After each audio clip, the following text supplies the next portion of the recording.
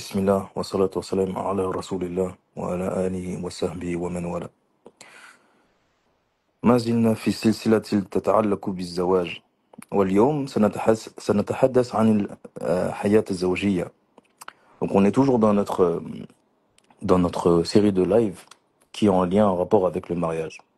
Et aujourd'hui, on va plus précisément parler de la vie maritale.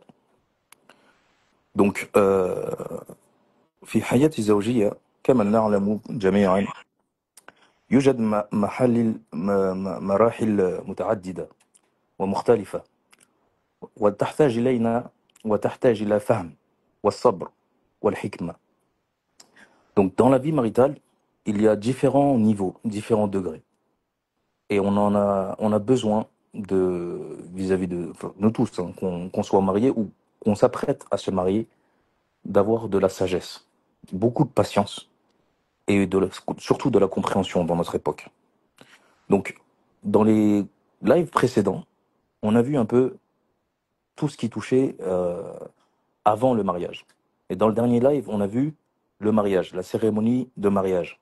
Comment faire quand il y a des problèmes familiaux, comment faire quand les parents veulent faire des cérémonies qui sont en contradiction avec la religion, etc. Aujourd'hui, on va passer à l'étape supérieure qui est la vie maritale. Et c'est là où, justement, se joue beaucoup de choses. Se joue la stabilité du mariage, comme se joue un potentiel divorce. Parce que c'est généralement, les problèmes vont venir que de là. D'accord? C'est dans la vie maritale. Et c'est si on a aujourd'hui une explosion de divorce dans le monde, si on a aujourd'hui une explosion de questions vis-à-vis des savants, c'est que dans ce domaine-là. Donc c'est un domaine très important qu'on ne doit pas négliger et on doit avoir les armes pour pouvoir y faire face. Donc, vis-à-vis de cette chose-là, on sait que quand on vient de se marier, on est euphorique, on est tout content. Et après, directement, il y aura l'adaptation. On va rencontrer une nouvelle personne, une personne qu'on ne connaissait pas, une personne qui a des habitudes depuis X années, qui a des défauts. Et forcément, on ne connaît pas ses défauts. Car même si on a pris 1 an pour se marier, même si on a discuté en fond en comble, de long en large, on ne peut pas connaître les défauts d'une personne. Comme le prophète, alayhi salatu wassalam, il a dit, on ne pourra réellement connaître une personne que si on voyage avec elle, on vit avec elle, ou on fait des transactions commerciales avec cette personne-là. Donc c'est pareil pour le mariage. Il y a des choses que vous ne verrez que lors de la vie maritale. Donc c'est pour ça qu'il y a des personnes qui essayent de qui ont des west-west avant le mariage, ils essayent de tout découvrir, ils essayent de tout savoir, etc. Il y a une part de raïb, il y a une part d'invisible qu'on ne pourra vraiment découvrir qu'après le mariage. Et il y a des gens, ils découvrent des choses catastrophiques après le mariage, ils découvrent qu'on leur a vendu du rêve, comme il y a des gens qui sont agréablement surpris. D'accord? Donc, on a tous des attentes. Et comme je vous l'avais dit dans les précédents lives, wajib yani alayna, et il faut qu'on définisse nos attentes avant le mariage. Et il faut qu'on soit clair avant avec notre prétendant ou notre prétendante, de façon à ce que si la personne n'est pas en corrélation, en accord avec nos attentes, et ben que la personne le dise et le manifeste. Parce que, et avec honnêteté, parce qu'il y a pas de chose qui déçoit plus ou qui fait plus mal qu'une personne qui nous dit je suis comme ça, je suis comme ci, je suis comme ça, etc. Et c'est des choses dont on a besoin. Et on arrive dans le mariage, on voit que la personne, elle est totalement différente de ce qu'elle nous a dit. D'accord? Donc, il se peut que la personne, soit, il y a plusieurs cas de figure, soit la personne est une menteuse ou un menteur, donc elle va s'inventer une vie, et elle va vous dire je suis comme ci, je suis comme ça, je fais ceci, je fais cela. Et arrivé lors du mariage, vous allez voir que c'est totalement des mensonges. D'accord?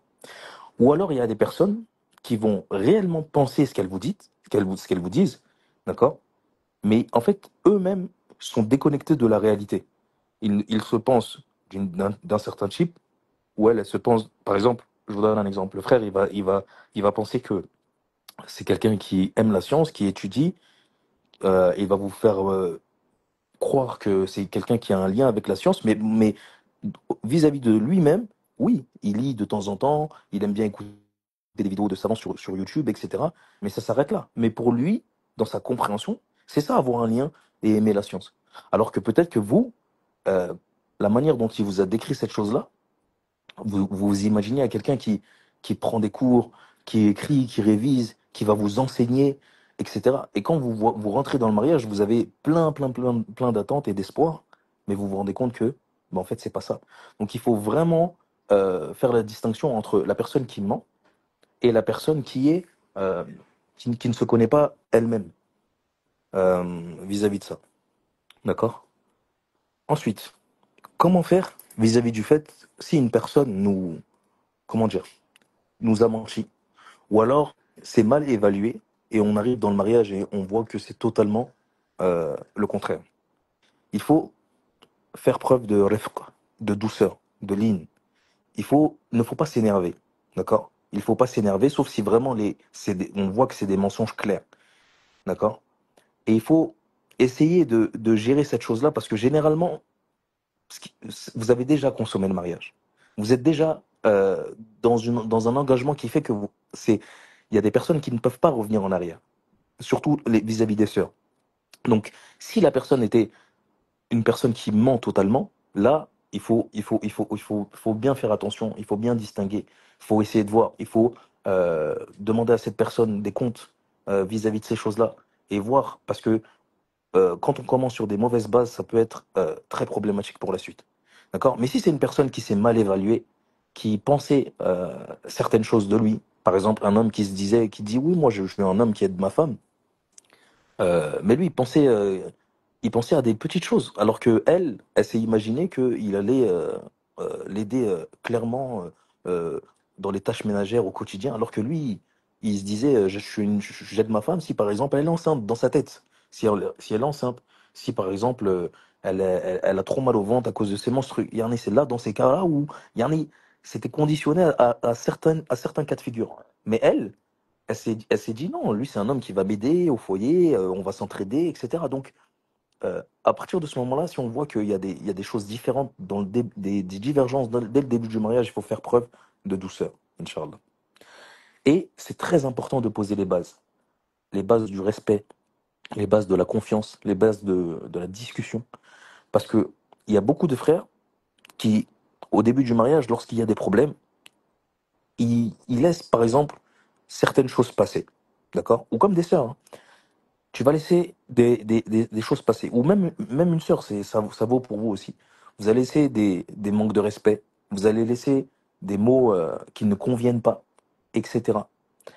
Et quand ça commence comme ça va. Regardez, c'est comme si, vous voyez, le mariage, c'est comme si c'était du marbre. Regardez, ou alors une sculpture. Et au début, c'est mou. On peut modeler. On essaie de former notre couple à notre image. Mais une fois que ça devient dur, et que c'est des habitudes qui restent ancrées, que vous avez la femme, elle a l'habitude de répondre à son mari, lui, il a l'habitude de mal lui parler. Vous avez l'habitude de, je sais pas, vous bouder, avoir des mauvais comportements, ou lui, il a l'habitude de, quand il est énervé contre elle, il sort, il reste pendant des heures, il ne la calcule pas. C'est des choses qui vont rester ancrées, c'est des habitudes qui vont rester ancrées, et après, pour les déloger, ça sera quelque chose de difficile. Sachant que Shaitan, lui, il agit. Shaitan, son objectif, c'est de vous faire divorcer. Parce que lorsque vous allez divorcer, vous allez vous retrouver plus vulnérable peut-être que lorsque vous étiez déjà marié. Enfin, lorsque vous n'étiez pas marié encore, subhanallah. Donc, c'est important de poser les bases. Il faut des bases, et on va dire, c'est des bases, c'est logique, mais c'est pas dans tous les couples. Le respect. Le respect. Le respect, c'est vaste. Le respect, il y a le respect de la personne, il y a le respect des familles. Parce qu'il y a un couple où tout peut bien se passer, et il suffit que l'un des deux manque de respect à la famille de l'autre, lorsque la personne vient, parce que pour X ou Y raison, hein, peut-être la belle famille, elle est envahissante, peut-être elle est injuste, et elle ne patiente pas, elle manque de respect, et là, ça peut détruire tout ce qu'il y a dans le couple. Alors qu'à la base, ils s'entendaient bien. Donc en fait, il y a tellement de facteurs extérieurs qui, qui sont, qui peuvent avoir un incidence et un impact sur votre couple qu'il faut, euh, qu'il faut mettre des bases claires, discuter. Le respect, voilà, moi je n'accepterai pas que tu fasses ça avec ma famille. je ne ferai pas cela avec ta famille. Moi, je ne veux pas que, même si tu es énervé, ne me dis pas des grossièretés. De toute façon, dans notre religion, Allah Azza wa Jal, il n'aime pas la grossièreté. Donc, ne commence pas à m'insulter. Même si tu es mon mari, même si tu as autorité sur moi, même si, me rabaisser, m'insulter ou me dire des mauvaises choses, c'est pas quelque chose qui va me faire te respecter. Et peut-être, il y a des femmes, peut-être qu'ils ont des caractères doux, des caractères calmes. Il y en a d'autres, elles ont des caractères bouillants. C'est-à-dire que si le mari se comporte de cette manière, elle a eu l'habitude de répondre à son père, elle a eu l'habitude de répondre à son frère. Donc elle va lui répondre. Et c'est comme ça qu'on entend qu'il y a un frère qui a frappé sa femme. Il y a un frère il y a une sœur qui se fait frapper, etc. Alors que de base, lui, c'est pas son objectif, c'était pas de frapper une femme. Et bien évidemment, il n'y a rien qui justifie les coups. Hein. Il n'y a rien qui justifie les coups, même un mauvais comportement. C'est lui l'homme, c'est à lui de se maîtriser, etc. Mais c'est pour vous dire que, en fonction des caractères, moi je connais par exemple, je connais une histoire d'un frère. Il a été marié avec une femme qui était très impolie et très insolente avec sa bouche. Et il a dépassé les limites, il l'a frappé plusieurs fois. Ils ont divorcé. Et après, des années plus tard, il s'est marié avec une autre femme, avec un caractère totalement différent. Il ne lui a jamais levé la main dessus et ils vivent une très belle histoire. Il est très satisfait. Ça veut dire que le, vous savez, la phrase là, le malheur des uns peut faire le bonheur des autres. Ça, c'est une phrase dans le sens où un homme, il peut être très mauvais avec une femme, ou une femme, elle peut être très mauvaise avec un homme, parce que leurs caractères sont tellement incompatibles, ils n'ont pas posé les bases du respect, les bases de la discussion, les bases de leur couple, des fondements. Ils ont dépassé les limites entre eux, et lorsqu'ils divorcent, ils se remettent avec d'autres personnes, et c'est un bonheur. D'accord? Là, je parle pas des personnes qui sont malades psychologiques, qui sont foncièrement méchantes. Je parle des personnes qui sont, de base, ils veulent faire du bien, mais à cause de l'inexpérience, à cause du manque de préparation, du manque de patience, le manque de religion, le manque de science, dépassent certaines limites et après ils font de leur vie de couple un cauchemar et après ça fait beaucoup, beaucoup, beaucoup de dégâts. D'accord? Donc, il faut faire attention. Il faut aussi définir les rôles de chacun. Les rôles de chacun et on les définit pas selon la France, selon l'Occident, selon notre pensée. On a une religion qui nous apprend comment nous comporter lorsqu'on se trouve aux toilettes. Par quel pied rentrer, par quel pied sortir. Alors, Bita, bah, il n'y a pas de doute que lors des choses comme le mariage, des choses importantes comme le mariage, notre religion va nous dire chacun où est notre place. Et le problème, c'est qu'il y a des hommes qui se féminisent de plus en plus et il y a des femmes qui deviennent de plus en plus masculine. Et quand il y a ce genre de choses, ce déséquilibre-là, ça fait que les choses, c'est le bordel, c'est le fauda. Parce que yani, si quelqu'un ne prend pas son rôle et met son conjoint à son rôle, à sa place, c'est quelque chose qui ne pourra pas tenir sur le long terme. Donc il faut définir les rôles de chacun. D'accord? Donc, un homme, il est protecteur. C'est lui qui va gérer son foyer. Il doit assurer la protection psychologique, financière, physique pour sa femme. Mais il ne doit ni être négligent, ni être dans l'excès et devenir un dictateur. Il y a des hommes, ils pensent que comme c'est lui qui a l'autorité, subhanallah, il doit toujours être dans le shidda, dans la difficulté, dans le fait d'imposer les choses à sa femme. Non, il faut que tu vois que ta femme, dans Filral, et bien de manière générale, c'est ta meilleure amie, c'est ton amie. Tu discutes avec elle, tu prends conseil auprès d'elle, vous vous entraidez, etc. Maintenant, il s'agit de faire des décisions, c'est toi qui as le dernier mot, parce que c'est Allah Azza wa Jal qui t'a donné ce droit. C'est pas parce que toi tu es fort, c'est parce que ton Seigneur, ton Créateur t'a donné ce droit vis-à-vis des dépenses que tu fais pour cette créature. Et vis-à-vis de la protection que tu dois donner à cette créature, c'est Allah Azza wa Jal qui t'a donné ce droit. C'est pas parce que tu es plus fort, c'est pas parce que tu es plus intelligent, c'est pas parce que tu es plus pieux qu'elle. Combien de femmes sont beaucoup plus pieuses que leur mari? Combien de femmes font des lectures constantes dans le Coran? Elles font peut-être des prières de nuit sans que le mari les sache, etc. C'est pas parce que tu es meilleur qu'elle, mais c'est le Seigneur des mondes qui t'a donné ce droit-là. Donc il ne faut pas utiliser ce droit pour opprimer cette femme. D'accord? Et pareil pour la femme. Euh, le mari, Allah Azza wa Jalla, il a placé le mari au-dessus de toi.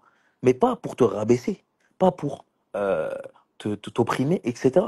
C'est pas on voit qu'aujourd'hui, il y a le féminisme, et le féminisme, il a malheureusement touché beaucoup, beaucoup de sœurs musulmanes. On voit sur TikTok des sœurs, sur les réseaux sociaux, Instagram, des sœurs qui sont musulmanes, voilées, et qui ont des discours ultra féministes. Euh, et ça, c'est des choses que vous connaissez tous. Ça, c'est une moussiba. Parce que elles, elles ont vu des problèmes chez les hommes, qui sont réels, chez certains hommes, et au lieu de chercher à régler ces problèmes-là vis-à-vis des hommes, ou chercher comment dans la religion règle ces problèmes-là, elles sont tombées dans un extrême qui est le fait de faire monter euh, les femmes à un degré qu'elles n'ont pas. Certaines va se dire, moi, avec ces hommes-là, je ne veux pas d'enfants, etc. Ouais. Subhanallah. Et tout ce qu'elle ramène, elle ramène les choses de leur tête et de leur passion. Donc il faut faire attention. Il faut faire attention aujourd'hui à qui on écoute. Parce que ces femmes-là sont malheureusement beaucoup, beaucoup, beaucoup suivies par des musulmanes. Taïb. Donc la femme, elle a un énorme rôle dans le foyer. La femme, en vérité, c'est le pilier du foyer. Ça, c'est quelque chose de connu. C'est quelque chose de connu parce que c'est elle qui gère les affaires intérieures. Yani comme, on va dire, on va faire le qiyas, le mari c'est le président, c'est avec lui que revient les décisions. La femme c'est le ministre d'Intérieur. C'est elle qui gère les choses de la maison, c'est elle qui s'occupe des enfants, qui s'occupe de leur éducation, de comment ils vont devenir, etc. Donc ça veut dire que ta femme, si plus tu vas bien te comporter, plus tu vas donner des outils à ta femme pour qu'elle puisse s'épanouir, plus c'est quelque chose qui va te revenir à toi. Plus c'est quelque chose qui va te servir et servir tes enfants. Mathalan, toi, tu es quelqu'un, voilà, tu t'es là, tu dis oui, on est des sunnis, des salafis, etc. Ta femme, elle te dit oui, il y a un tel balai à vapeur, aspirateur, etc. J'aime bien, etc. Qu'est-ce que tu peux me lâcher? Toi, si tu as les capacités, achète-lui. Car elle va l'utiliser pourquoi? Pour s'occuper de ta maison. Elle, ça va lui faire plaisir parce que elle va avoir un nouvel appareil, dernier cri, etc. Même si elle les a vus, etc. Mais toi, ça, c'est quelque chose qui va te, te servir à toi. Taïb, demain, elle veut un appareil, un robot, un thermomix, etc. T'as les moyens, achète-lui. Pourquoi? Parce que elle va utiliser ça pour toi.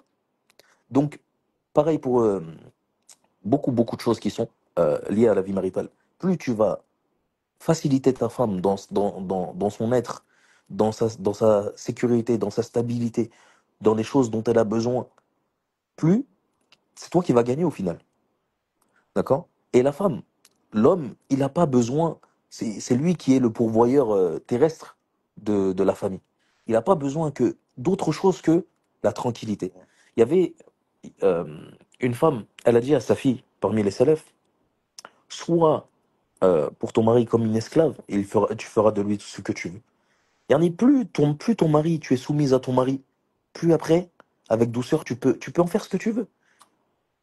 Un homme, tu viens frontalement l'agresser, limite, il va répondre de par sa nature, de par son caractère, il va te répondre avec la dureté. Mais si tu viens avec douceur et tranquillité, sauf s'il est fou, normalement, il va te respecter et pouvoir dialoguer avec toi. D'accord? Donc il faut prendre conscience de comment Allah Azza wa Jal, il a créé l'un et l'autre. Et il ne faut pas jouer sur les plates-bandes de l'un et de l'autre. D'accord? Et bien sûr, après, toutes ces choses-là, recherche comment le prophète alayhi salatu wassalam, il était avec ses épouses, comment les épouses elles étaient avec lui. D'accord? Le prophète alayhi salatu wassalam, il est venu chez Hafsa bint Omar. Et Hafsa, le prophète alayhi sallam, il dormait sur une sorte de, on va dire, une sorte de paillasse, une sorte de nappe. Et là, elle a voulu le mettre confortable. Et donc, elle a replié la paillasse en deux ou en quatre, je ne me rappelle plus exactement du récit. Et le prophète sallam, il s'est endormi. Et il a dormi de manière confortable, c'est pour vous dire, l'ascétisme que le prophète alayhi salatu wassalam, il avait, qu'il ne s'est pas réveillé pour la prière de nuit. Ça, il lui a dit, oui, Rasulullah, j'ai voulu en gros te mettre à l'aise, et donc j'ai replié la couverture pour que ça soit plus confortable, plus épais pour toi. Et après, il lui a dit, ne recommence pas, car ce confort-là m'empêche de prier la nuit.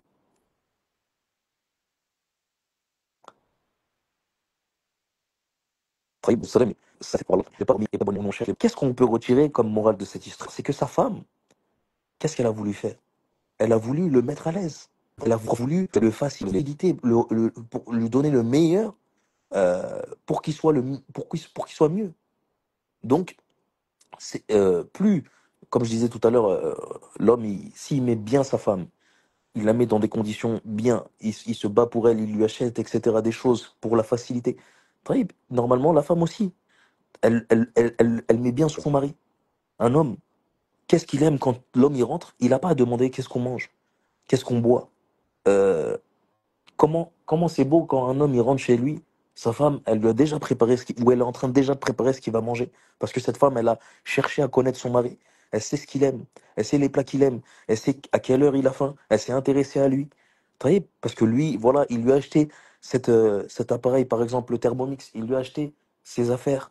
Donc elle se dit, bah, je vais utiliser ça pour remercier, pour m'occuper de mon mari. Donc, pareil, la femme aussi peut avoir un grand impact.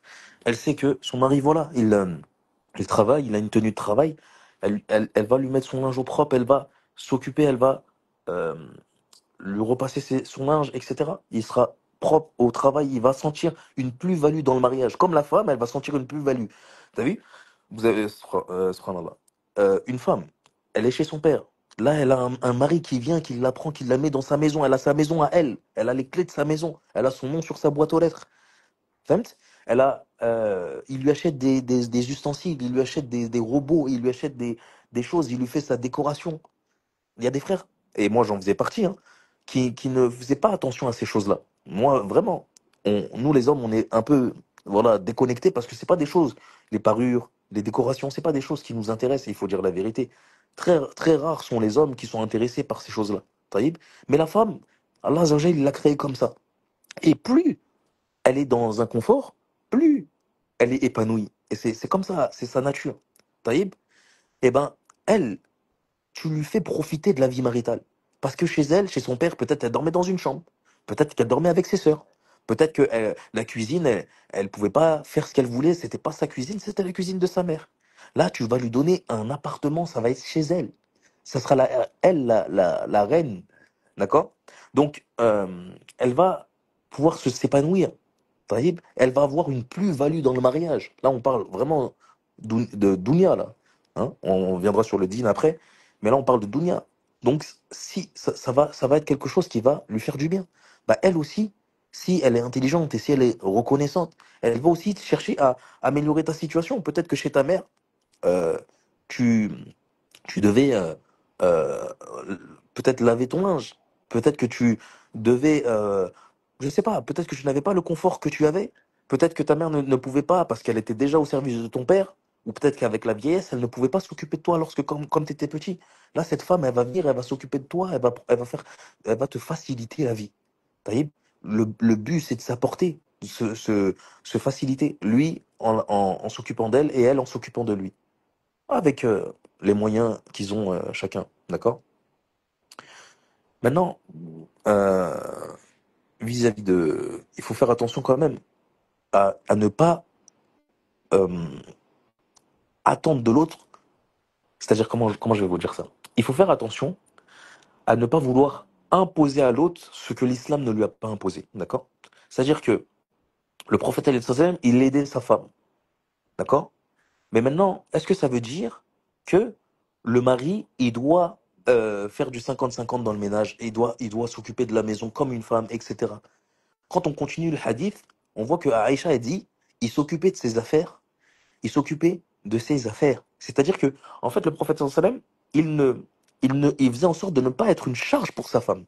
Donc, c'est-à-dire que nous, les hommes, on est un peu, voilà, oui, va me chercher ci, va me chercher ça. Lui, il s'occupait de lui-même. C'est-à-dire que s'il a besoin de quelque chose, il va pas déranger sa femme. Nous, on est très loin, loin, loin du modèle prophétique, qu'Allah nous guide, d'accord? Mais le prophète, lui, voilà, il n'était pas une charge. Il rentrait pas, mais il mettait ses affaires n'importe où. Si, par exemple, peut-être qu'il avait ses linges, etc., il s'occupait de ses affaires. Donc, il n'attendait pas que ses femmes, il n'était pas une charge pour ses femmes. Taïb. Mais maintenant, est-ce que ça veut dire que il faisait les tâches ménagères? Et ça, c'est ce que beaucoup de femmes disent. Oui, il aidait ses femmes dans les tâches ménagères, etc. Il faut bien comprendre le hadith, d'accord? Maintenant, celui qui le fait, c'est nour à la nour. C'est une ziyada, celui qui le fait, imtithalan, il le fait pour Allah, Azza wa Jal. Il aide sa femme de la meilleure des manières. Ça sera une aumône. Mais il faut pas que la femme, elle aussi, elle, elle, elle, euh, comment on appelle ça? Elle, euh, elle pense que c'est une obligation pour lui de faire ça.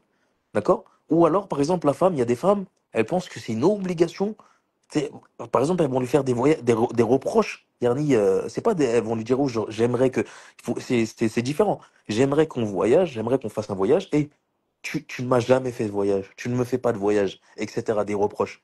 Yani, tu veux voyager. Il y a des hommes, par exemple, ils sont pas du tout attirés par le voyage. C'est pas des choses qui l'intéressent. Lui-même, quand il était célibataire, il ne cherche pas à voyager. Toi, tu es une femme, t'aimerais découvrir les pays musulmans, t'aimerais découvrir ceci, cela, t'aimerais aller là-bas. Taïb, demande-lui. Mais s'il ne le fait pas, il ne faut pas commencer à lui faire des reproches en disant tu ne m'as jamais fait voyager, tu ne me fais pas voyager, et mes copines, elles voyagent, etc. Parce que ce n'est pas une obligation pour lui. C'est pour ça qu'il faut qu'on se recentre sur les droits et les devoirs.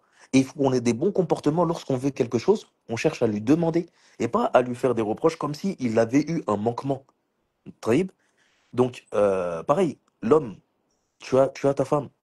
Il faut que tu saches que dans le fiqh, il y a plusieurs avis juridiques qui disent que elle n'a pas ses obligations, c'est de t'obéir, c'est de préserver ta chasteté. Elle n'a pas le droit de se refuser à toi sans raison valable, etc.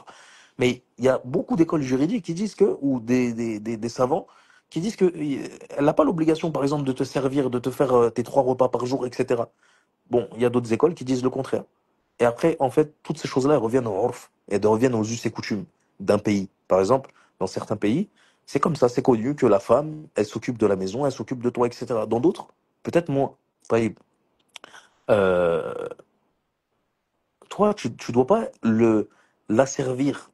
La servir, tu lui demandes. Si demain, elle te refuse, il faut pas yani, user de ta force et la contraindre et lui rappeler tes bienfaits, etc. Oui, moi, je fais ci, ce, ça pour toi. Comme si c'était ta bonne. Il faut avoir des bonnes paroles. Il faut patienter. Elle le fait pas. Rien, Inch'Allah, patiente, essaie de l'exhorter, essaie de lui montrer comment les femmes du prophète sallam se concurrencer pour le satisfaire. Taïb, tu es un éducateur dans cette maison. Donc, voilà. Maintenant, il peut y avoir et je rappelle aussi hein, que il peut y avoir des caractères qui sont compatibles, et il y a des caractères qui sont absolument pas compatibles. Et comme on en a parlé déjà dans les derniers lives, vous savez l'histoire de Zaynab bin Jahsh, qui est devenue après la femme du prophète alayhi salatu wassalam, lorsqu'elle était mariée à Zayd ibn Haritha. Bah, c'est deux pieux. C'est deux pieux. Et c'est parmi les grands compagnons. Mais ils ont divorcé. Ils ont divorcé. Pareil pour la femme de Thabit ibn Qais, il me semble, un des 10 premiers au paradis. Au Boulogne Maram, elle lui a demandé le khoula parce qu'il ne lui plaisait absolument pas physiquement. Au point où elle était écœurée de lui physiquement. Pourtant, c'est des personnes, c'est des compagnons, subhanallah. Donc, c'est pas euh, forcément acté que si vous êtes deux personnes pratiquantes dans la religion, vous allez vous, comment on appelle ça? Vous entendre parfaitement. D'accord? La base, c'est de ne pas, de tout faire. Si vous êtes marié et que maintenant c'est fait, c'est de tout faire pour pouvoir rester marié et d'essayer de chacun y mettre du sien. Vous voyez? Mais même si tu y mets du sien, il peut y avoir des déceptions. Parce que par exemple, l'homme, il peut avoir, comment dire, un idéal de base, et il arrive et il voit que bah, c'était pas du tout ça qu'il voulait. Et la femme, pareil, elle peut avoir un idéal qu'elle s'est forgé, et elle arrive, elle voit que c'était pas ce qu'elle voulait. Donc, chacun, ça fait que il est déçu. Et ça peut arriver en découvrant vraiment l'autre, etc. Donc, il faut essayer de voir les défauts de l'autre et essayer de discuter et voir si c'est ces défauts, si c'est des défauts, subhanallah, qui euh, sont changeables ou supportables pour vous et essayer de patienter dessus. Et beaucoup, il y a des femmes, subhanallah, si vous lisez, allez lire les livres, il y a plein de femmes, de livres sur le mariage, des femmes traduits en français. Je ne me rappelle plus, j'en avais lu un il y a quelques années. Et il était rapporté les défauts que les femmes, il me semblait que c'était, je sais plus si c'était Ibn al-Jawzi, mais c'était les défauts que les salafs, les femmes de l'époque, elles reprochaient à leur mari. Subhanallah. Ajib, wallah. Yani, il est violent, il est avare, euh, il ne me calcule pas. Il y avait des hommes, ils étaient tellement dans la science. La femme, elle disait, sa mektaba, yani sa bibliothèque, ses livres, ils sont pires pour moi que trois autres co-épouses.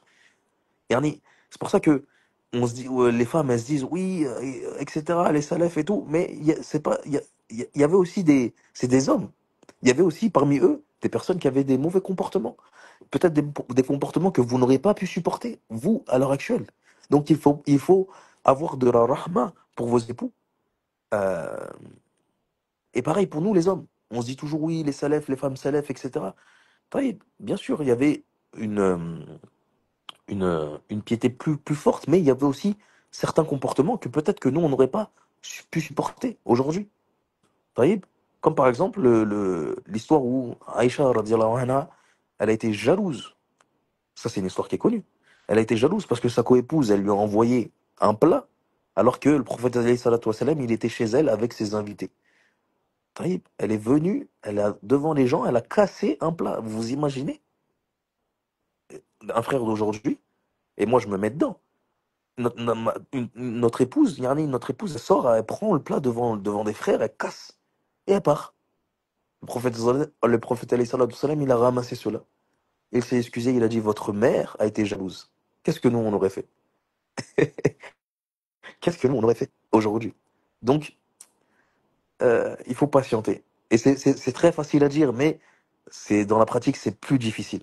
D'accord? Mais toujours se rappeler que Allah Azza wa Jal, c'est Sami' al-Basir. C'est celui qui nous voit, c'est celui qui nous entend. C'est Al-Alim, il sait ce qu'on fait. Et il y aura un jour des comptes. D'accord? Donc toujours se rappeler que cette vie-là, on a été créé pour adorer Allah Azza wa Jal. Et que même dans le mariage, on doit chercher l'adoration d'Allah Azza wa Jal. Même il y a des choses qui vont nous énerver, il y a des choses, des comportements qui vont nous brûler, que ce soit chez l'homme ou chez la femme. Parce que la femme aussi, elle a un nefs. Il y a des choses que nous, on va faire, ou des choses que elle va faire, qui vont, chacun, on va avoir cette colère qui va bouillir. D'accord? Sauf que maintenant, l'homme, il a autorité. Donc c'est le ta'amul, yani les échanges seront différents. Mais il faut se rappeler que on est dans une ibada, on est dans une adoration. Le mariage, c'est une adoration. Donc, il faut viser Allah Azzawajal, d'accord? Et mettre son ego de côté. Moi, je, moi, je, moi, je veux aussi, moi, je veux ça, moi, nanani, nanana. On doit essayer, vu qu'on se rappelle que le mariage, c'est une ibada, c'est de revenir au Coran et à la Sunna. On a des divergences, on a des problèmes. Qu'est-ce que le dîn, il a dit? Qu'est-ce que le prophète et les sallam il a dit? Qu'est-ce qu'Allah Azzawajal dans son kitab il a dit? Qu'est-ce que les ulama ils ont expliqué? Si on revient et on essaye de faire que le juge de nos problèmes, c'est le kitab wa sunna, c'est quelque chose qui va nous faciliter la vie. Yani, on se met d'accord dès le début. Dès qu'on a une divergence, on revient à la religion. D'accord? Et c'est pas on essaye de tirer des fatwas sur un tel site, etc. Non. On essaye si on a des capacités, on est des personnes qui étudient, on revient à nos connaissances. Si on n'a pas les capacités, on essaie de revenir aux gens de science. Que ce soit des étudiants, que ce soit les imams, que ce soit des gens de science. Et on expose nos problèmes pour essayer de voir qu'est-ce que la religion dit vis-à-vis de cela. Et quand la réponse nous est donnée, on se soumet. Si c'est pour toi, si allez, t'as gagné, voilà, t'as gagné, je me soumets, je vais prendre sur moi, je vais patienter, mais parce que je veux pas patienter pour toi, parce que c'est toi. Je vais patienter parce que Allah Azza wa Jalla, il a dit, An-Nabi sallallahu alayhi wa sallam, il a dit, wa fahm salaf, etc., les aïmma, etc., ils ont dit. Mais pareil pour la femme. Donc si on revient nos disputes, nos divergences à la religion, on sera sauvé. On pourra avancer. Mais si c'est une guerre d'ego, si c'est oui, moi je, et puis chacun il cherche une preuve pour lui, etc., et chacun il suit sa passion, ça va s'empirer. Les épreuves vont vous submerger. Il faut faire attention. Donc, ne jamais oublier que le mariage, c'est une adoration.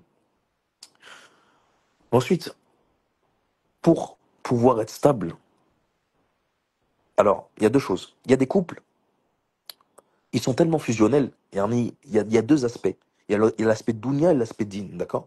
Il y a des couples, ils ont tellement d'atomes crochus que même s'ils mettent pas la religion en premier plan dans leur vie maritale, ben ils vont bien s'entendre. Ils sont tellement complices, ils vont rigoler, ils vont s'entendre bien, ils auront les mêmes points communs, ils vont pouvoir vivre une vie tranquille, apaisée, même alors qu'ils donnent un très peu pourcentage de leur temps et de leurs œuvres à Allah. Et il y a d'autres, peut-être que ils ont pas. Et ça c'est un problème parce que ils ont fait. Bon, ils ont des hasanats, ils sont mariés, etc. Mais ils ont pas, je vais pas dire oublié Allah, mais ils ont mis Allah en second plan et ils ont fait devancer leur alaqa, yani leur lien entre eux. Et donc c'est mon mari, ma femme, moi, et on fait des voyages, et on fait ceci, et on fait cela, etc. C'est bien pour le nefs, parce qu'on a la dunya, etc. Mais ça dévie de la trajectoire de l'adoration pour Allah Azza wa Jal. D'accord? Et malheureusement, ces personnes passent à côté de bon nombre de hasanat.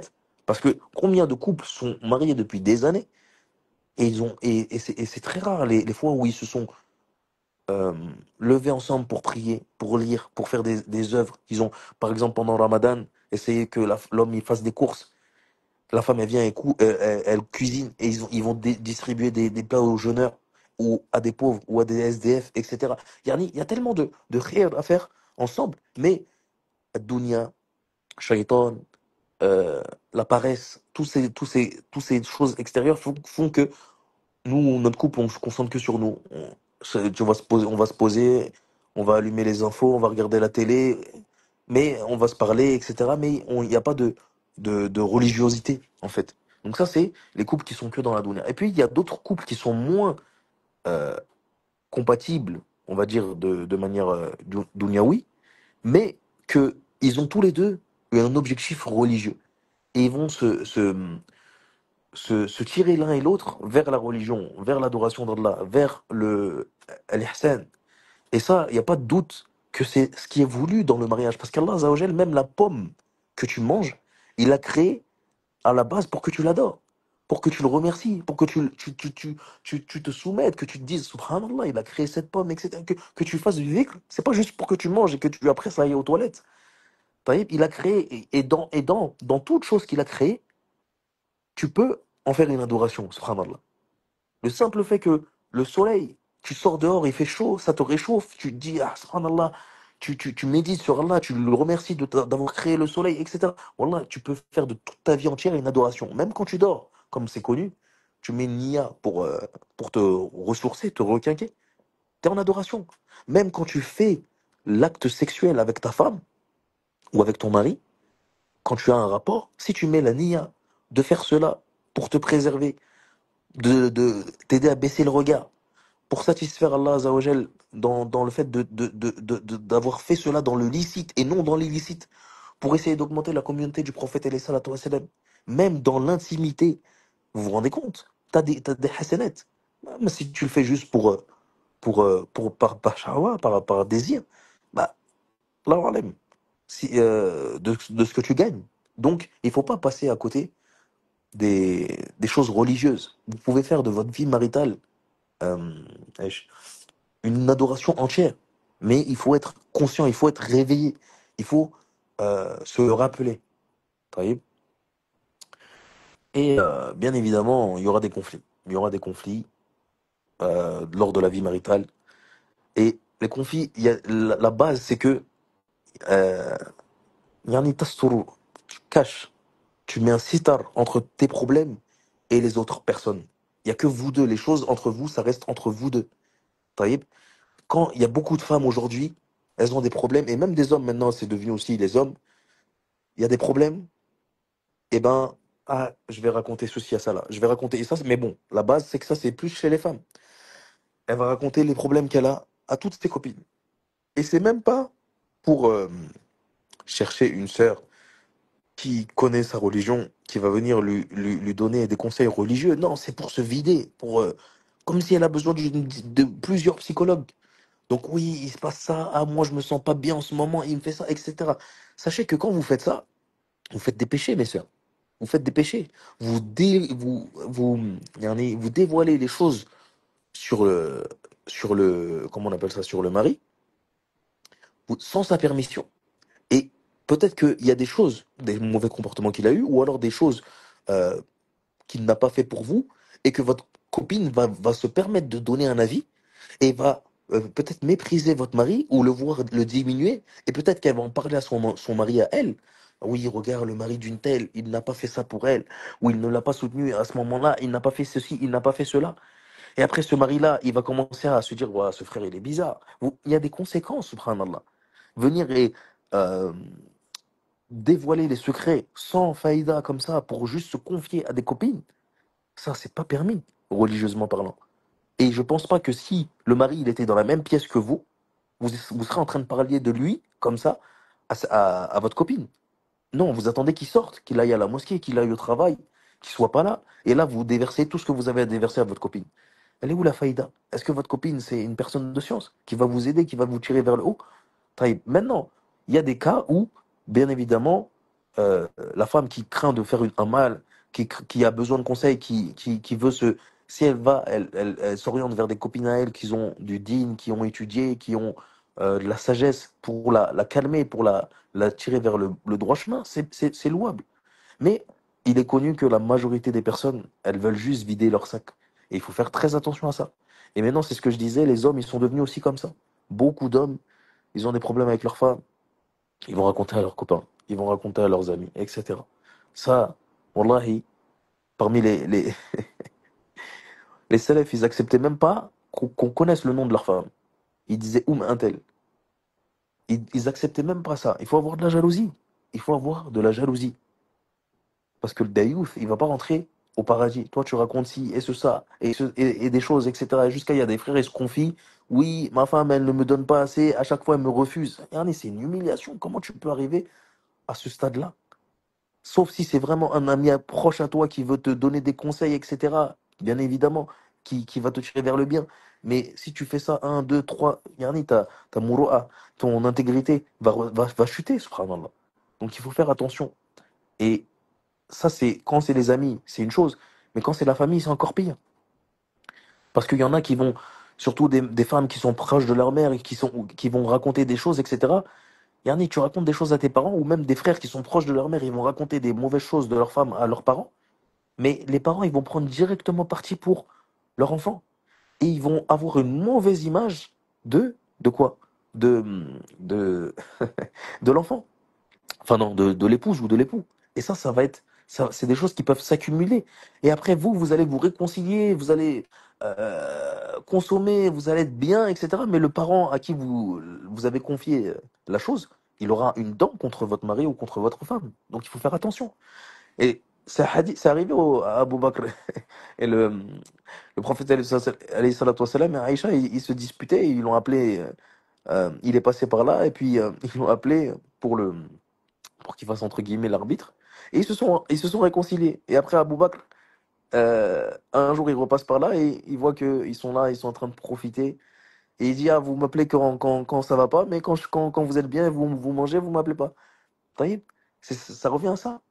Donc, il faut éviter, sauf vraiment si vous ramenez des gens de votre famille qui sont bien, etc. Il faut pas dénigrer l'autre. Il faut pas rabaisser l'autre devant qui que ce soit. Et ça, c'est beaucoup courant aujourd'hui. La femme, la femme ou le mari il rabaisse sa femme, il rabaisse son mari, et ça c'est des péchés qu'Allah pardonne à ceux qui font ça.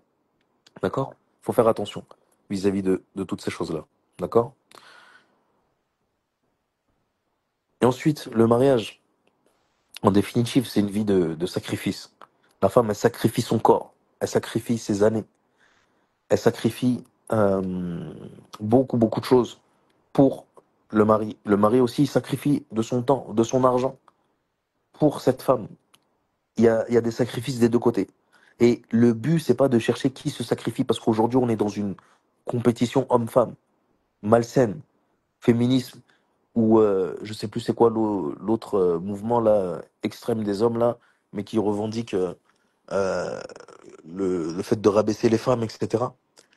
On est dans une compétition. Moi, j'ai plus souffert que toi. Moi, j'ai plus sacrifié que toi. Moi, j'ai plus fait ceci et cela que toi. Ça, c'est pas l'objectif. C'est déjà la personne qui commence à parler dans ces choses-là, c'est que la personne n'a rien compris au fait que du tawhid. On doit faire les choses pour Allah Azza wa Jal. C'est normal, une créature elle est faible, une créature elle est ignorante, une créature elle est injuste, etc. Allah Azza wa Jal, lui, il n'oublie rien. Il est généreux, il est reconnaissant envers ses serviteurs quand il lui demande merci, quand il le remercie des bienfaits qu'il leur a donnés. Alors que la créature, elle te rappelle que tu n'as pas fait, elle n'est pas patiente avec soi. Donc, quand tu fais quelque chose pour ton mari et pour ta femme, mets toujours la niya de le faire pour Allah. Si tu le fais pour sa propre personne, il y a des femmes, elles ont fait toute leur vie elles se sont sacrifiées pour le mari, mais pas pour Allah, Azza wa Jal. Elles n'ont pas fait cela pour Allah. Et le jour où lui il gagne un peu d'argent, il décide de prendre une autre femme, elle pète un plomb. Mais j'ai fait ci, je me suis sacrifié ça pour toi, et toi tu me fais ça. Taïb.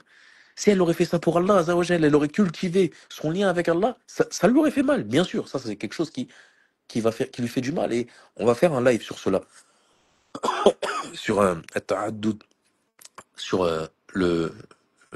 la polygynie. Mais euh, il y a, comment on appelle ça? Tu fais les choses pour une créature, la créature, elle va te comment on va dire, te, te décevoir, subhanallah. Et toi, t'es un homme, tu as dépensé, t'as travaillé, tu lui as acheté Thermomix, tu lui as acheté un nouvel iPhone, tu lui as tout acheté, etc. Un jour, vous disputez, parce que ça arrive. Et elle divorce de toi, et elle se remarie avec un homme. Et là, tu es comme un fou. Tu es énervé. Tu dis, ouah, je lui ai acheté tout. Je l'ai pris chez ses parents, et je lui ai acheté tout, et j'ai dépensé mon argent, et je lui ai fait plein de cadeaux, et je lui ai fait voyager. Et aujourd'hui, elle s'est mise avec un autre homme. Et là, ton cœur, il saigne, t'as mal, tu te dis, ah, quelle femme, ah, mais subhanallah, les femmes, c'est comme ça. Taïb, tu t'es trompé de voie. Tu n'as pas fait les choses pour Allah, Azza wa Jal. Donc c'est pour ça que tu es touché. Et c'est pour ça que dans le mariage, il faut chercher, même si il y a les sentiments qui prennent le dessus, il faut chercher à faire les choses pour Allah, Azza wa Jal. Quand tu fais les choses pour Allah, Azza wa Jal, tu vas être touché, ça c'est sûr. Parce qu'on est des êtres humains et on est sensible, on a un cœur. Mais la chose, quand tu vas te réfléchir, tu vas te dire non, mais moi je l'ai fait pour Allah, moi j'attends mes récompenses chez Allah. Que tu sois un homme ou une femme. Tu es rentré, ton mari il est rentré tard, il était fatigué, t'avais peut-être tes menstrues, il t'a dit j'ai faim, tu t'es levé, tu lui as fait un plat, tu t'es levé pour Allah Azza wa Jal pour avoir tes récompenses, tu les trouveras yawm al-qiyamah. Mais tu t'es levé, tu as fait ça pour lui parce que il est beau, parce que, etc. Le jour où il va te décevoir, tu vas te dire, mais regarde comment je me suis fatigué, je lui ai tout fait, et puis tu vas commencer à rentrer dans une haine, dans une colère, alors que toutes les choses, tu devais les faire pour Allah, Azza wa Jal. Donc, il faut cultiver sa religion, cultiver son lien avec Allah, même dans le mariage. D'accord? Dans l'épreuve de Aïcha, radhiyallahu anha, que vous connaissez tous, là où elle s'est faite accuser de fornication. Pour ceux qui connaissent pas, euh, en rapidité, le prophète alayhi salam était parti avec les compagnons et elle en expédition. Maintenant, comme elle est légère, elle est très très légère. Ils ont levé le camp, euh, ils ont cru qu'elle était dans son palanquin, tellement elle est légère. Et ils sont partis. Maintenant, elle était sortie et elle s'est endormie dehors. Maintenant, quand elle s'est réveillée, elle a vu que euh, le, le convoi était parti. Et là, elle a attendu, elle s'est dit, subhanallah, ils m'ont laissé, bon, ils vont revenir. Et là, il y a un compagnon qui, lui, il dormait loin, loin du campement. Mais son sommeil, lui, c'est un compagnon, ce compagnon, son sommeil, il est très très lourd. Donc, il s'est réveillé, et là, il a reconnu Aïcha. Quand elle l'a vu, elle a directement rabattu son voile sur son visage. Et là, on voit la pudeur qu'elle avait. Et lui, il l'a reconnu comment? Parce que avant le verset de l'obligation du hijab, il connaissait, il savait qui elle était. Donc, qu'est-ce qu'il a fait? Il l'a fait monter sur sa monture et il a marché devant. Et il l'a ramené à Yathrib, yani à Médine. Et quand elle est arrivée à Médine, le convoi du prophète, alayhi salatu wassalam, il était déjà arrivé. Et là, l'hypocrite, Abdullah ibn Saloul, le, le gros hypocrite, qui faisait partie des Juifs, a commencé à dire c'est qui elle et c'est qui lui. Et là, il a commencé à faire répandre une calomnie en disant qu'elle a fait ceci et cela et ceci et cela. Et ça, c'est une grande fitna. Et même certains compagnons et certaines compagnonnes sont tombés dans le fait de colporter ces choses-là. Et ils ont été fouettés après. Donc il faut faire très attention lorsque on vous dit des choses sur l'honneur de quelqu'un, c'est très très grave. Il faut pas venir et raconter ça. Oh, il y a une telle, elle a fait ceci, un tel, il a fait cela. Il faut faire très attention. El Mouhim, elle est rentrée à Médine, elle ne savait pas parce qu'elle est innocente et pure. Elle ne savait même pas qu'est-ce qui se passait, qu'est-ce qui se disait sur elle. Et on accélère la qissa. Ensuite, quand elle a su, elle est tombée encore plus malade. Elle est tombée malade. Bimarn al-kalima, elle est tombée malade. Comment les gens ils peuvent penser j'ai fait ça et ceci et que cela. Et le prophète sallallahu alayhi wa sallam, il avait commencé à changer de comportement avec elle. Il était devenu distant. Il attendait la révélation. Il attendait qu'Allah Azza wa Jalla lui dise est-ce que sa femme a fait quelque chose de mal ou non. Donc c'est une grosse épreuve. D'accord. Et un jour, Allah Azza wa Jalla, il a révélé au prophète sallallahu alayhi wa sallam que sa femme elle était innocente. Et il est venu très joyeux annoncer à Aïcha que Allah Azza wa Jalla, il l'a innocentée. Et qu'est-ce qui s'est passé? La mère de Aïcha, elle lui a dit, mais tu vas pas dire merci au prophète? Elle lui a dit, je vais pas lui dire merci à lui. Yani, je vais pas lui dire merci. Je vais remercier Allah Azza wa Jal qui m'a innocenté. Subhanallah. C'est le messager d'Allah. C'est lui qui reçoit la révélation. Et il vient tout content, tout sourire, lui annoncer cela. Elle lui dit pas merci. Elle dit, moi, c'est Allah Azza wa Jal qui m'a sauvé. C'est Allah Azza wa Jal qui m'a innocenté. Taïb. Donc, elle avait un lien avec Allah. Subhanallah. Donc, il faut travailler ce lien. Il faut faire les choses pour Allah Azzawajal.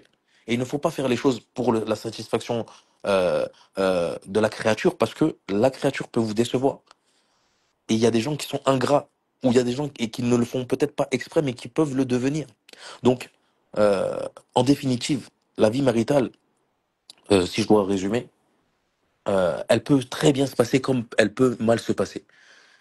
Même si vous êtes pieux, même si truc, parce qu'il y a des gens qui sont très bien et qui divorcent et qui après sont bien avec d'autres personnes. Donc, il faut essayer de bien voir et de bien poser les bases de votre foyer, de votre mariage. Ensuite, ces bases-là sont deux bases. La dounia, il y a des gens qui pensent que c'est que le din. Non, la dounia, c'est aussi important. Le prophète, alayhi salatu wassalam, il faisait la course avec Aïcha, il faisait des activités. Je sais pas si vous vous rendez compte, le messager d'Allah, un chef de famille, un chef de clan, un chef d'État, qui a plusieurs épouses, qui a pas de temps. Tout le monde vient lui poser des questions, et il donne des cours, et il enseigne, etc. Il prend le temps de faire la course avec son épouse. Et il ramène Aïcha devant la mosquée, où elle regarde les abyssins se combattre, faire de la lutte. Et il regarde. Et après, il lui dit, est-ce que tu es satisfaite? Subhanallah.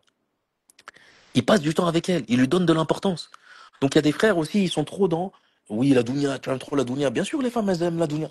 Bien sûr, elles aiment les moments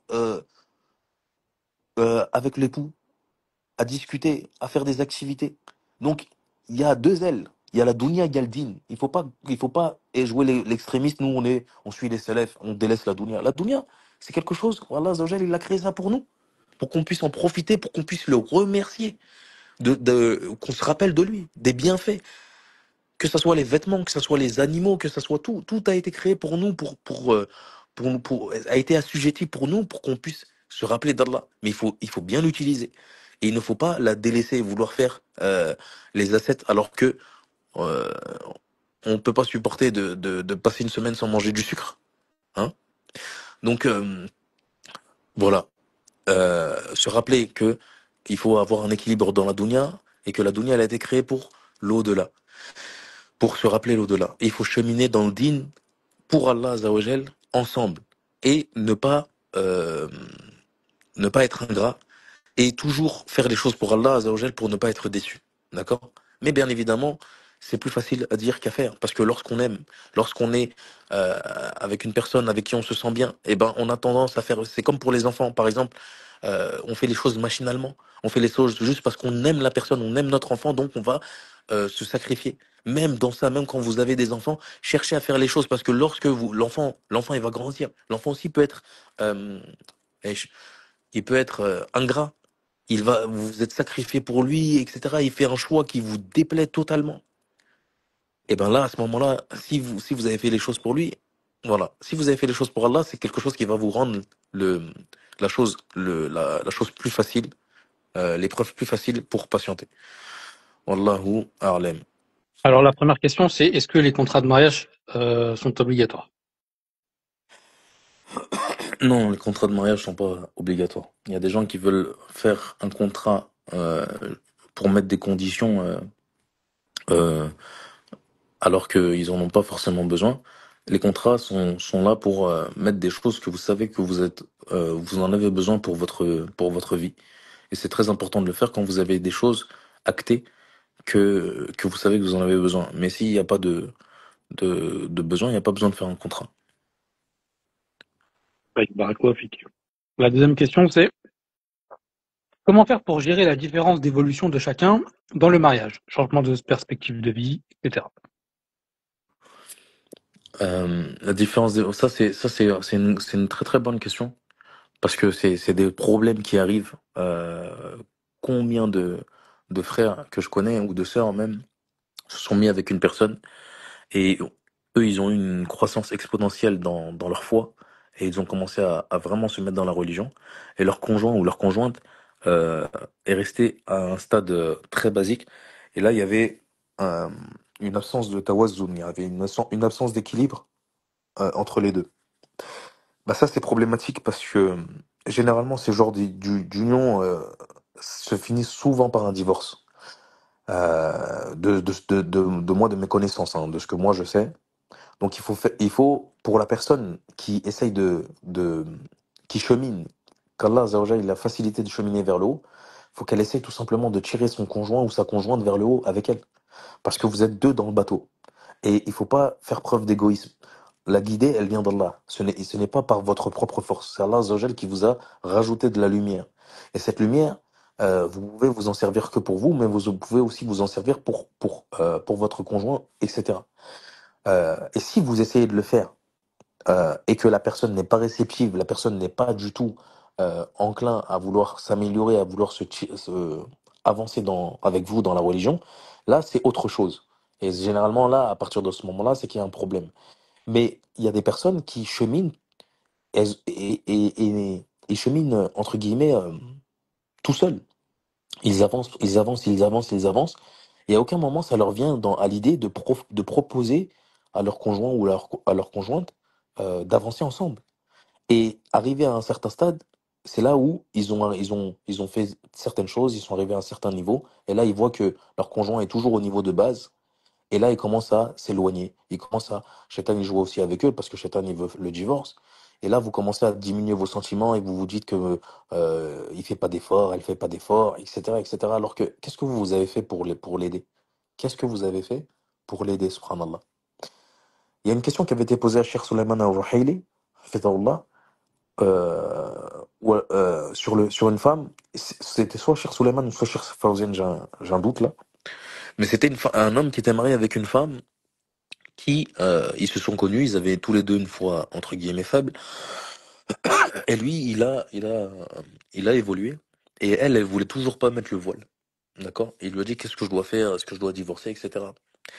Et il lui a enjoint à patienter, parce que c'est pas, il l'a marié comme ça, sans voile, etc., avec le niveau qu'elle avait. Il l'a enjoint à la conseiller de continuer à patienter avec elle. Il ne lui a pas dit de divorcer. D'accord? Non, c'était Cher Souleyman. Il ne lui a pas dit de divorcer, il lui a ordonné, enfin, il lui a conseillé de l'aider. D'accord? Donc, le mieux à faire, c'est d'aider son conjoint et c'est de pas attendre d'être arrivé à un certain stade et que vous voyez la différence. C'est dès que vous voyez que vous êtes intéressé, Allah Azza wa Jal, il vous guide, vous êtes intéressé à plus de choses dans la religion, alors faites profiter votre conjoint. Si vous avez, par exemple, vous êtes des personnes qui vous êtes à un stade où vous êtes en train de regarder des séries, vous regardez la télé ensemble, etc. Vous avez commencé comme ça. Eh ben, il y en a un d'entre vous qui commence à avoir de la guidée et commence à s'intéresser aux livres. Taïb, dites, invitez votre conjoint ou votre conjointe. Ce soir, on va pas regarder les séries télévisées. On va lire un livre. On va lire une histoire de prophète. On va lire ceci, cela. On va le faire ensemble. Et c'est des choses qui vont vous renforcer. Et peut-être que, de par votre acte, Allah Azza wa Jal, il va guider votre conjoint. Mais celui qui fait son chemin tout seul et qui après il arrive en haut et il regarde l'autre qui est en bas, bah, généralement, ça mène au divorce. Donc, il faut essayer d'être généreux. La da'wa, c'est une très très bonne chose et c'est ce qui est le matloub, ce qui est demandé. Tfadal, akhi.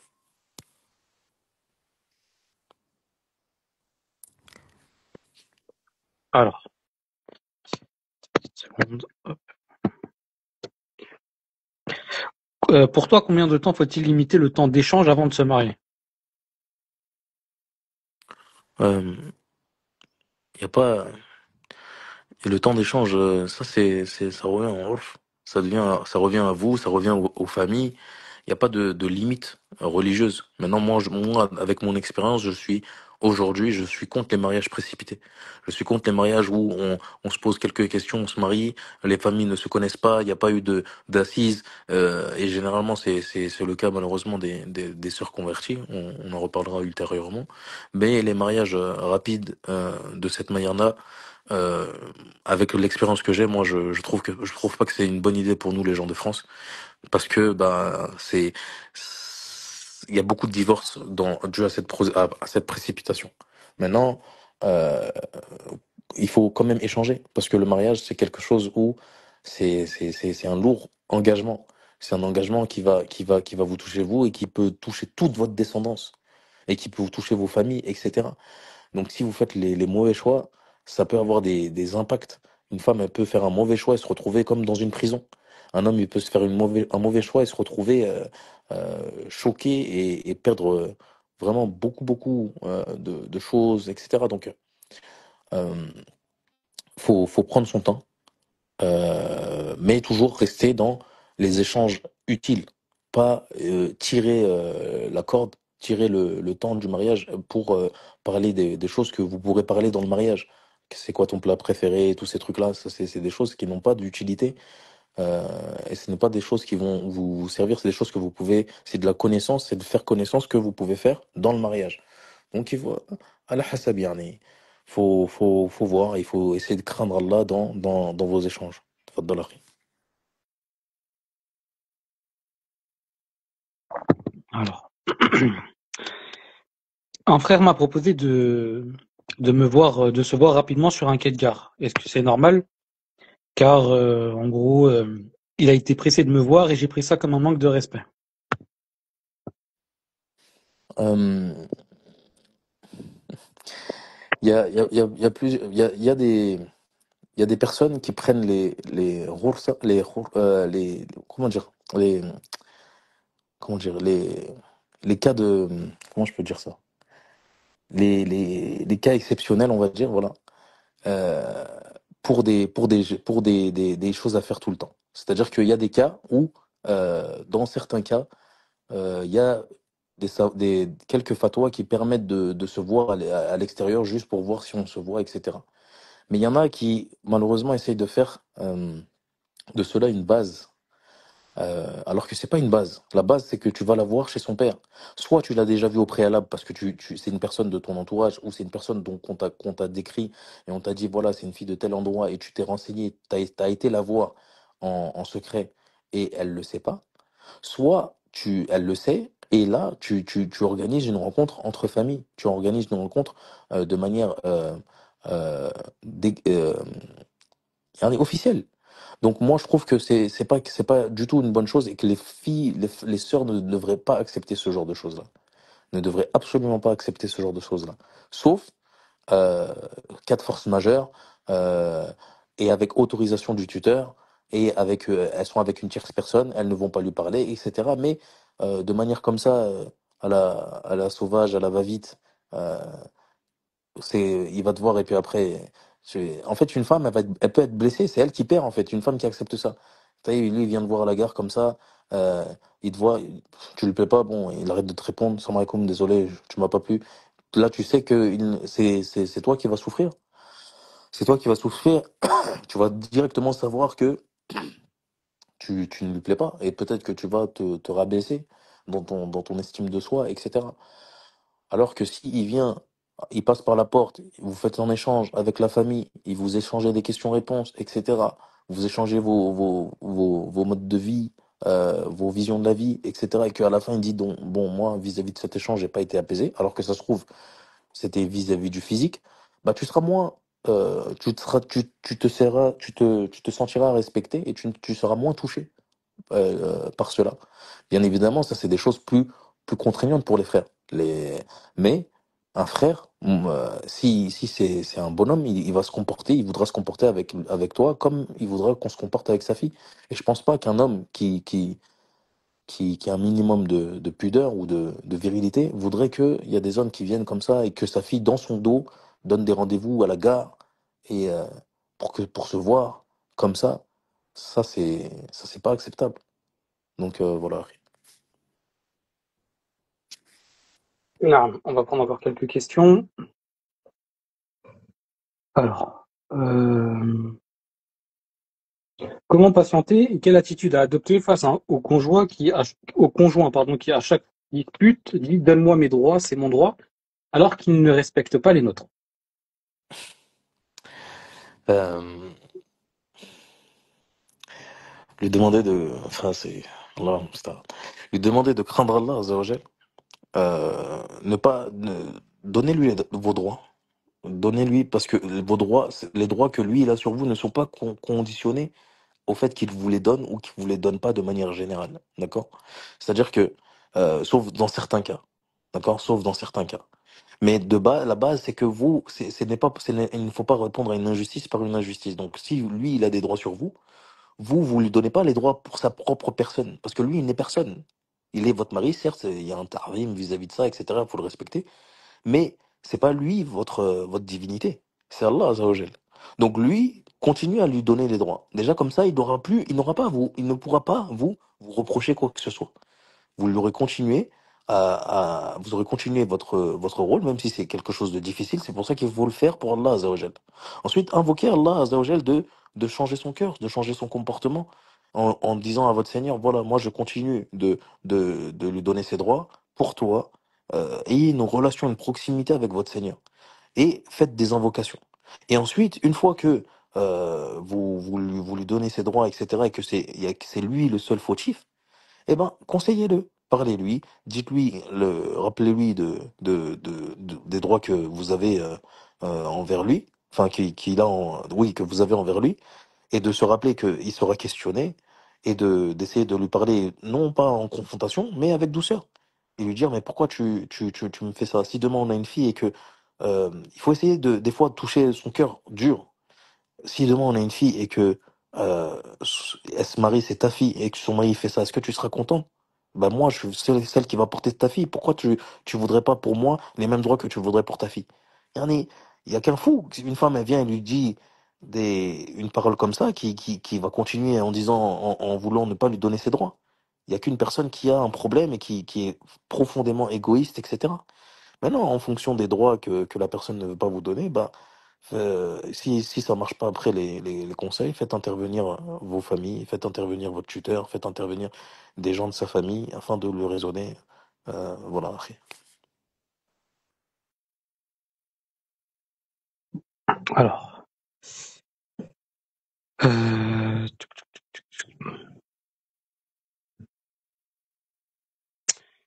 Selon vous, c'est mieux de prendre quelqu'un qui a un niveau religieux beaucoup plus élevé que nous, ou ça peut mener à ce que vous avez parlé? Ça dépend. Moi, je pense que si on a une femme, vaut mieux chercher un homme qui a un niveau plus élevé que soi.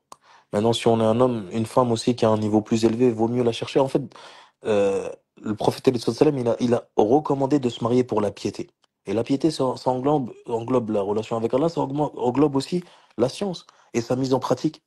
Donc, si vous prenez une femme qui est plus pieuse que vous, plus savante que vous, ça peut être un bienfait pour vous et pour vos enfants. C'est une femme, une personne qui est motivée, qui va, comment on appelle ça, euh, avoir une répercussion sur vous et votre descendance. Et inversement, si vous prenez un homme qui est motivé dans sa religion et qui veut faire la hijra, qui veut faire des bonnes choses, etc., ça va avoir un impact sur vous et sur votre descendance. Maintenant, il faut pas jouer avec les gens. C'est-à-dire qu'il faut pas chercher ce genre de profil et vous n'avez aucune motivation, vous voulez juste vous faire porter, vous n'avez aucune motivation, vous allez fatiguer la personne en face de vous. D'accord? Vous n'avez pas de motivation à vous réformer, vous ne commencez pas, vous êtes pas vraiment euh, décidé, vous n'avez pas fait une vous n'avez pas une ferme conviction à vous réformer. Là, vous allez gaspiller une personne et la personne ne sera peut-être vous se lasser. Donc, il faut déjà, généralement les gens, ils ont pas besoin, ils ont pas de mal à prendre des personnes qui sont en dessous d'eux, mais ils veulent des personnes qui veulent avancer, qui veulent euh, évoluer. Donc, C'est une question d'attitude. Et ça, on l'oublie, en fait. excuse-moi. C'est une question d'attitude. Les gens pensent que Exact. c'est juste cérébral, en fait. Mais Exact. c'est une attitude. Exactement. Ouais. Donc oui, voilà. Donc si vous êtes motivé, etc., comme il a dit le frère, vous avez l'attitude de vouloir persévérer, avancer, etc., bah oui, prenez quelqu'un qui est plus haut que vous et qui va vous tirer. Et vous allez peut-être même après le dépasser ou la dépasser. Donc voilà. Barakallahu fik. Après, c'était la dernière question. Quel Pour barakallah. nous. Donc, barakallahu fik pour cette intervention. Donc, si vous avez d'autres questions, Inch'Allah, il y a votre blog, où il y a plusieurs articles sont référés, documentés, et ça touche un peu Exactement. tout le monde, hein. Exactement. On a un blog où on essaye avec toute l'expérience qu'on a acquise durant ces dernières années, de prodiguer énormément de conseils. Donc, on a un blog très riche et très rempli. N'hésitez pas à aller le consulter. Et on continue hein, chaque mois, chaque semaine à mettre des articles vis-à-vis des choses. Parce qu'aujourd'hui, maintenant, malheureusement, le mariage, c'est quelque chose qui est délaissé. Ouais. Là, je parle des choses sociales. Hein. Je parle pas des ahkam, etc., des problèmes entre les gens, etc. Et on voit qu'il y a énormément de mariés, de divorces, de problèmes. Donc, on essaye de faire ce petit travail pour aider la communauté, qu'Allah subhanahu wa ta'ala facilite.